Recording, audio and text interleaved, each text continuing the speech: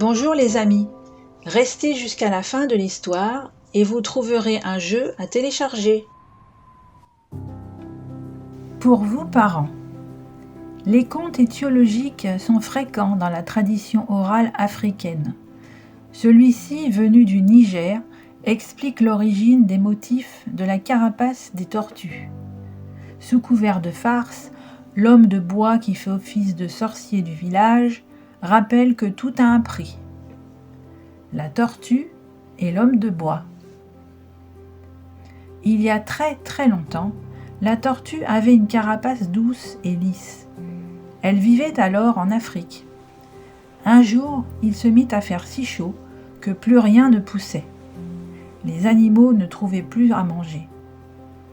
La tortue décida de partir à la recherche de nourriture. Elle marcha longtemps dans le désert et parvint devant une grotte. Elle y entra, il y faisait très noir et un peu frais. Au fond de la grotte, elle aperçut une lumière. C'était un feu. Elle s'approcha. Un étrange bonhomme en bois faisait cuire des pommes de terre. « Ça sent bon », pensa la tortue. Elle demanda « Qui es-tu » ?« Je suis Hiroko, l'homme de bois », répondit le bonhomme. « S'il te plaît, Hiroko, dit la tortue poliment, donne-moi une pomme de terre. Je suis morte de faim. »« Je t'en donne une, répondit Hiroko. Fais-la cuire et mange-la.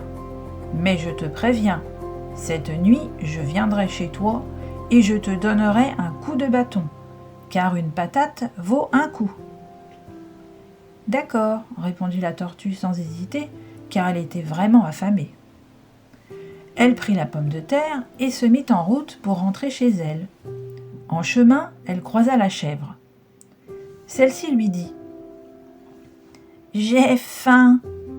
Tu veux bien partager ta pomme de terre avec moi ?»« D'accord, répondit la tortue.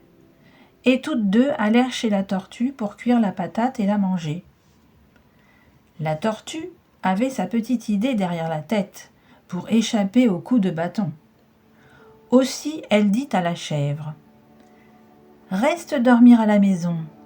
Tu t'installeras près de la porte. On doit justement me livrer un paquet cette nuit. Quand tu entendras frapper, tu n'auras qu'à ouvrir et dire « C'est bon, donne-le-moi ». La chèvre accepta et s'endormit près de la porte. Comme prévu, en pleine nuit, elle entendit frapper. Elle ouvrit la porte et dit « C'est bon, donne-le-moi ». Et bing, l'homme de bois lui donna un grand coup de bâton sur la tête.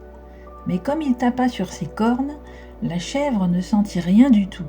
« Cette tortue est courageuse, » pensa l'homme de bois. « Elle ne crie même pas quand on la frappe. » Le lendemain, comme la tortue avait faim, elle retourna à la grotte.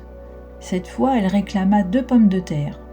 « Entendu, dit Hiroko, mais tu connais le marché. 2 patates, 2 coups de bâton. »« Oui, oui, répondit la tortue, en emportant les pommes de terre. Au retour, elle croisa le phacochère. « Oh !» s'exclama-t-il en se léchant les babines. « Tu veux bien partager tes pommes de terre avec moi ?»« Avec plaisir, répondit la tortue. Viens donc les déguster à la maison. » Et ils filèrent dîner chez la tortue.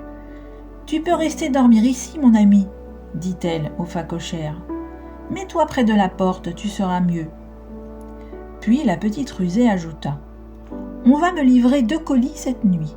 Si tu entends frapper, tu n'auras qu'à ouvrir et dire « C'est bon, donne-les-moi. »« D'accord, dit le phacochère, et il s'allongea devant la porte. La nuit, il entendit frapper. Il ouvrit et grogna.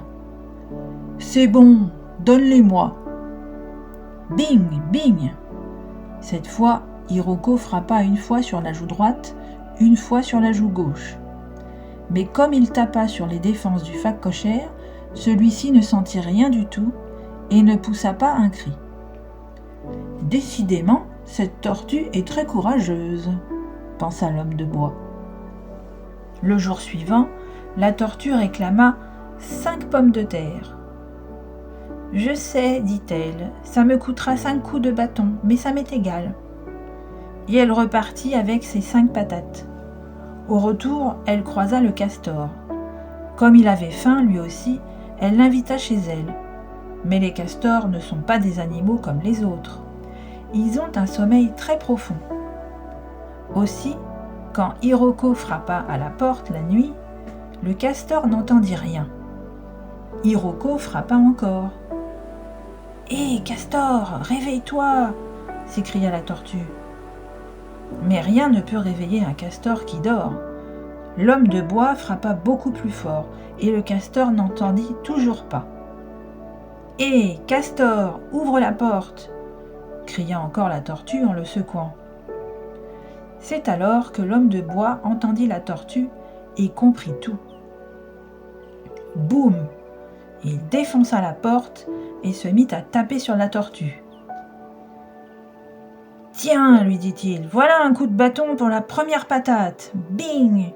Et puis 2 pour les 2 autres, bing et bing! Et encore 5 pour les 5 autres, bing, bing, bing, bing et bing! Comme ça, le compte est bon. » Ouille, ouille, ouille. Pauvre tortue, cette punition lui fit bien mal, malgré sa carapace. D'ailleurs, cette carapace est maintenant toute craquelée à cause des coups de bâton qu'elle a reçus. Et l'on raconte que c'est depuis ce temps que les tortues ont des écailles sur le dos. Fin de l'histoire.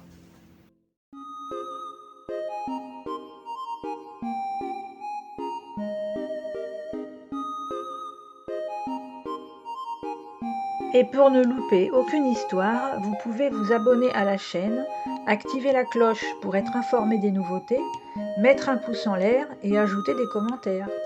À très bientôt les amis.